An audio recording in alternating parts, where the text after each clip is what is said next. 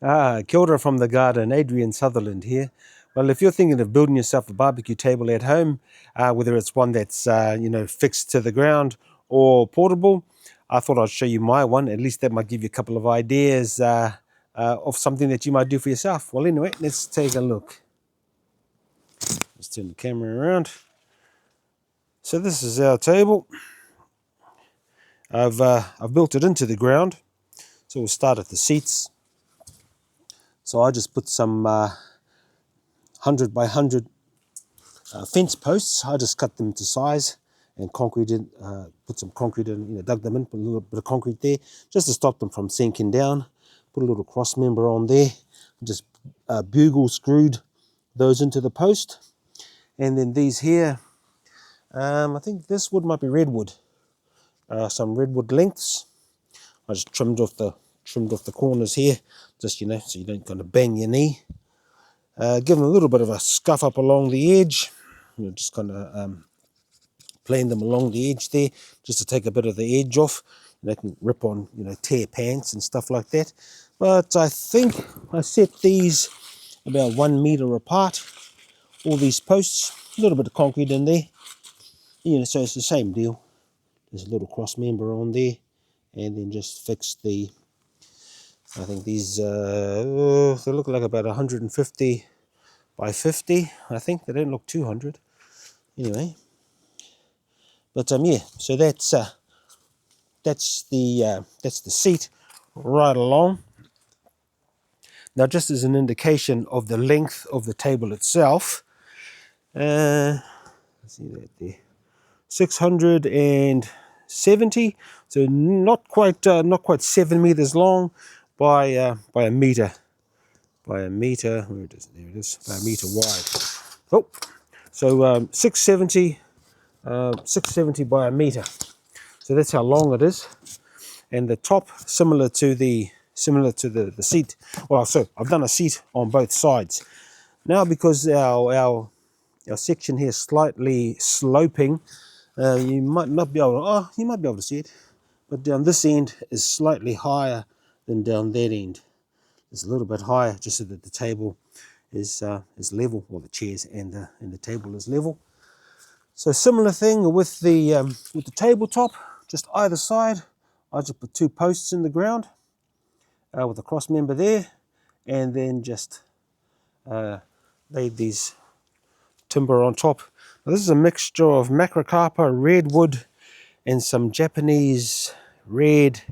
Oh, I forget what it was, but it's a nice shade anyway. Now, I didn't get around to sanding it and putting a coat of oil on it. I think I'll do it this summer. So it's looking just a bit grey, and it's a bit damp at the moment. So you get a little bit of dampness on there. But we have quite big dinner parties and stuff at our house over summertime. So this is easy. It's easy, a 20-seater, so people can spread out. Not knocking elbows and stuff. Now, the other part of this table is that I wanted some natural shade. So I've got about four trees growing up through the center of the table. So basically, I just made space for a tree. This is an apple tree. At the ends, you do want to kind of give the a bit of support to the end lengths, just so that they don't twist or bow up or down. Just because they're from here out to there, that's just timber with no support.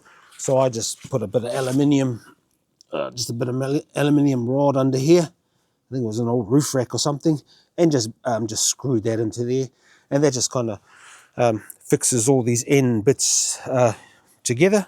So that just helps support it.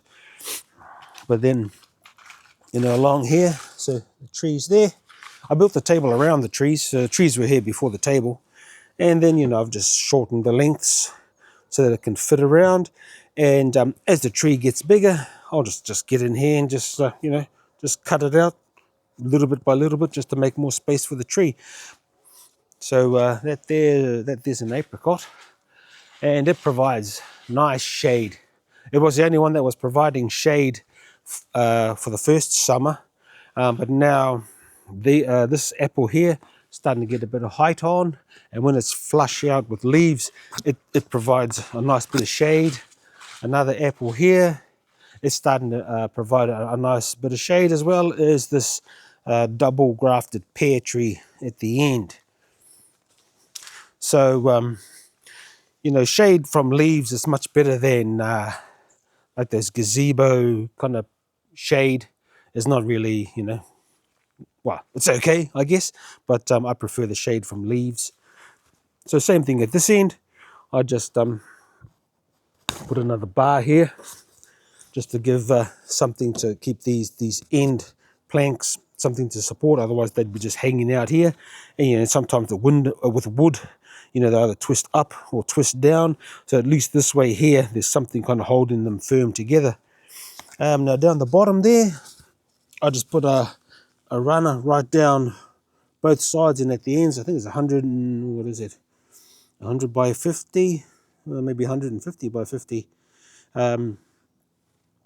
timber, just right along the edge where the posts are, or the legs. So on the inside, just makes it easy for me to fill up with mulch. So when I prune the trees, I give them all a good coating of mulch, throw a bit of lawn clippings and stuff in here, you know, just to kind of feed the soil around the base of the trees. I rigged up a little bit of a pole and a light, you know, so we can see when we're having nighttime meals. So yeah, that's our table. It serves us well.